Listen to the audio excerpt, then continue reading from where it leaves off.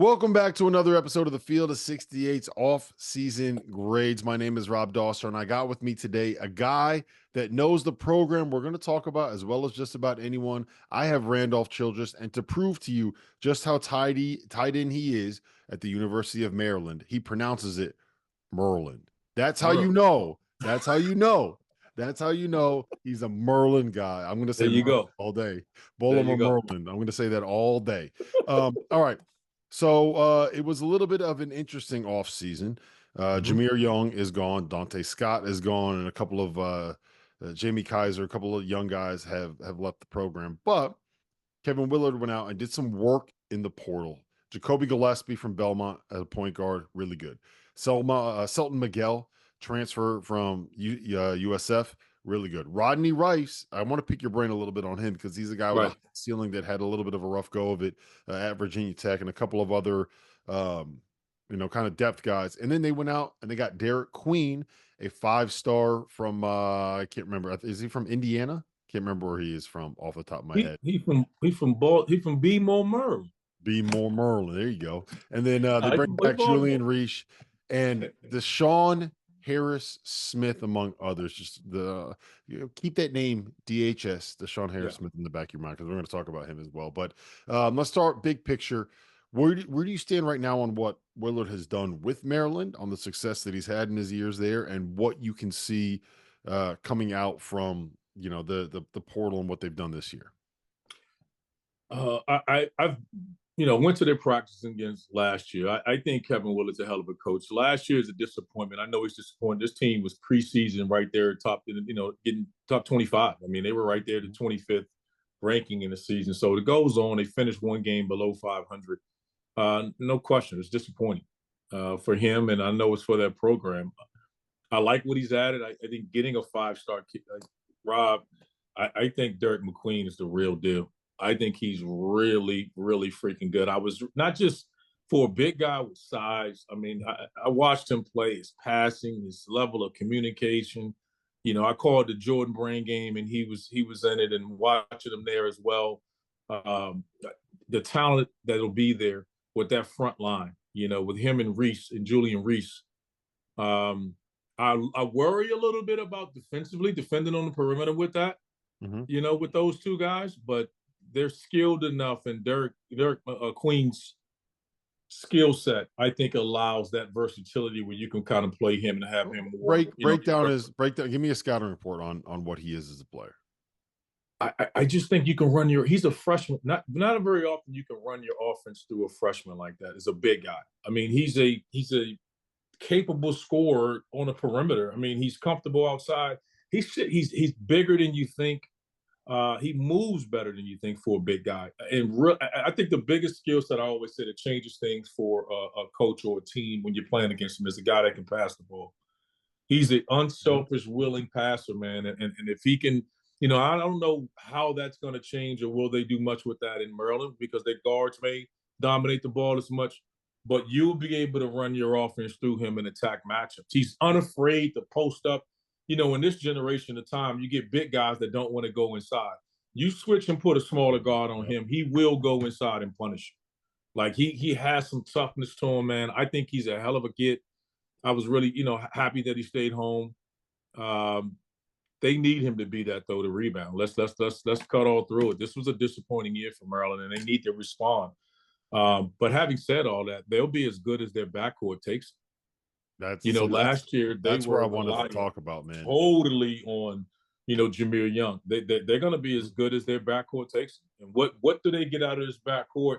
There's question marks. We have absolutely no idea. I'd love to sit here and say what I think will happen. We talked about getting Rodney Rice there. Rodney Rice hadn't played in forever. So let's see what does he bring. I mean, I know he's a slashing guard.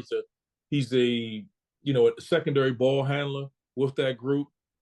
When Deshaun Harris Smith what step does he take from that sophomore year? Had his freshman year, had his highs and lows, typical of a freshman. What step does he take?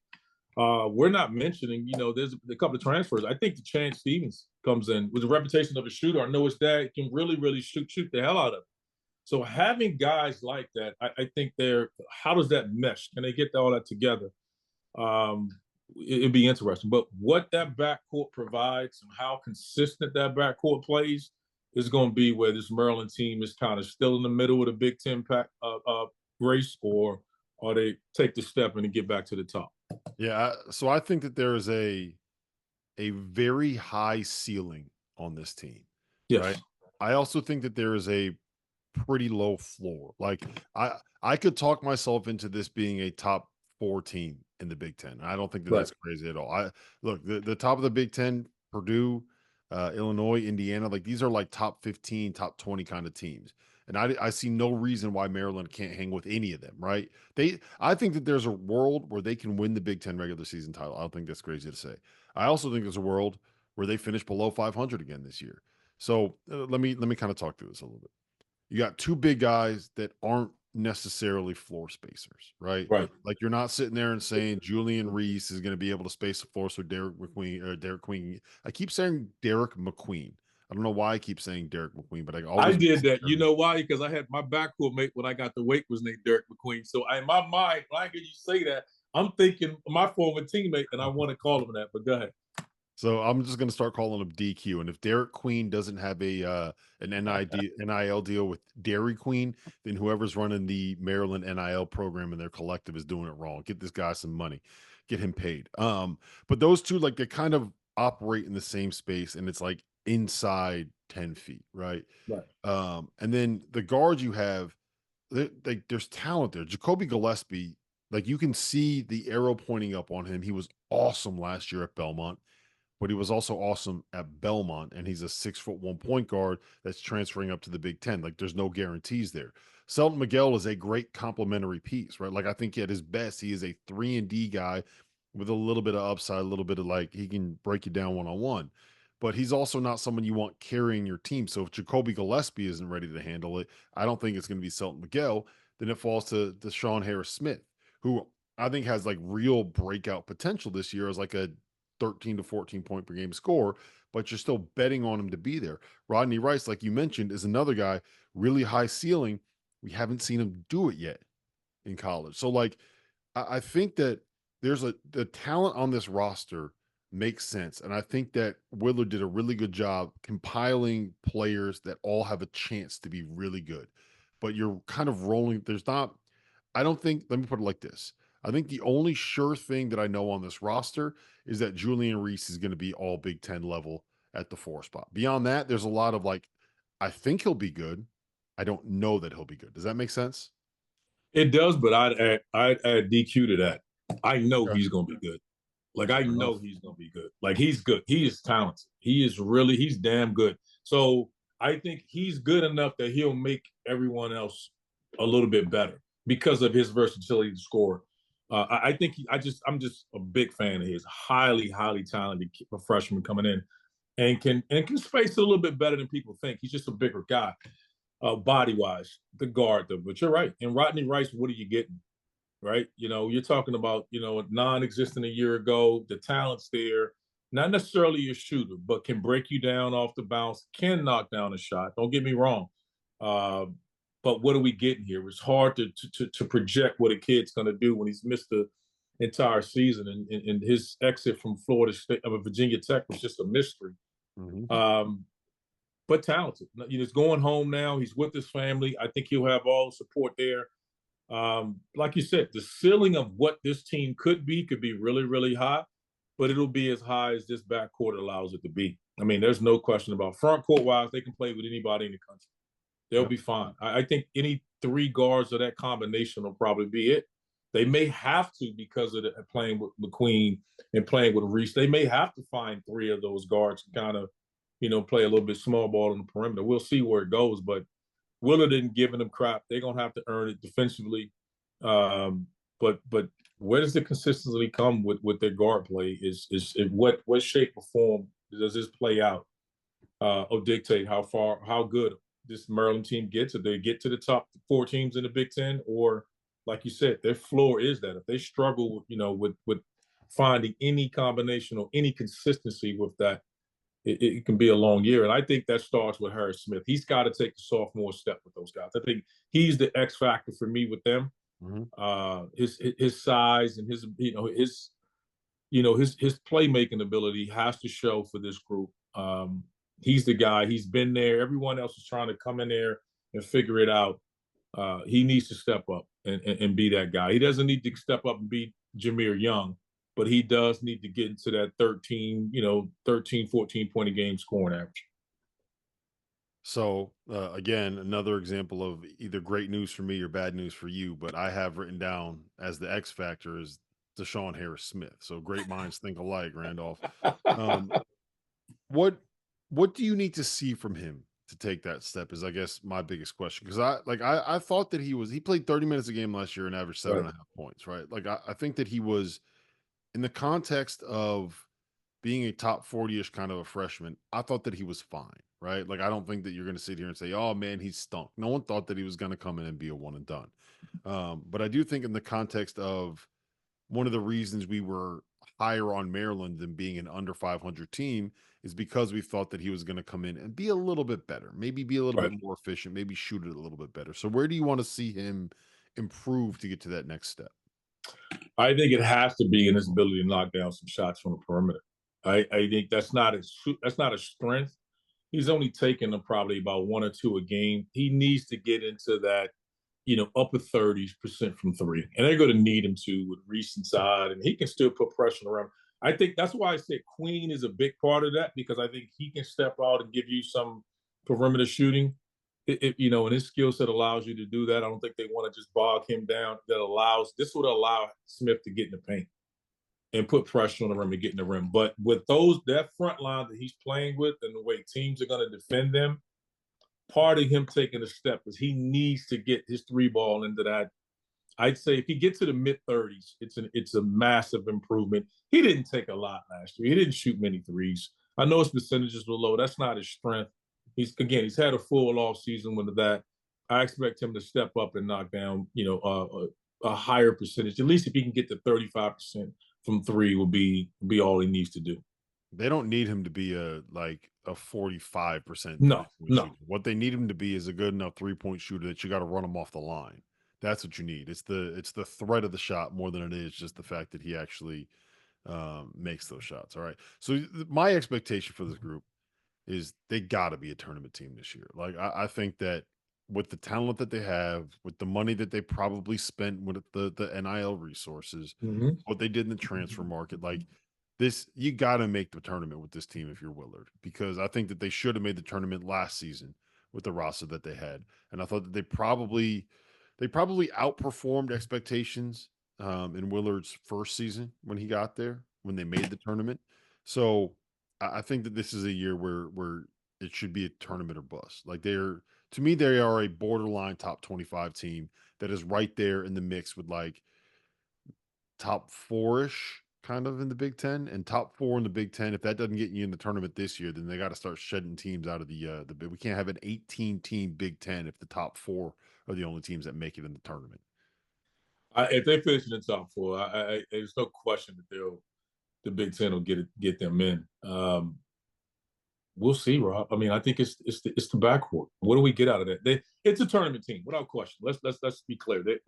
The expectation should be to get back to the NCAA tournament, and I think they have to. The pressure's there. I mean, this was a disappointing year a year ago. That team became totally reliant on Jameer Young and his ability to make plays for them. They're going to miss him because he closed games. They're going to miss his toughness and his ability to close games. But they're going to have to play a little bit different. Like I said, one of the more talented freshmen coming in the country, getting the depth, getting the additions in the backcourt.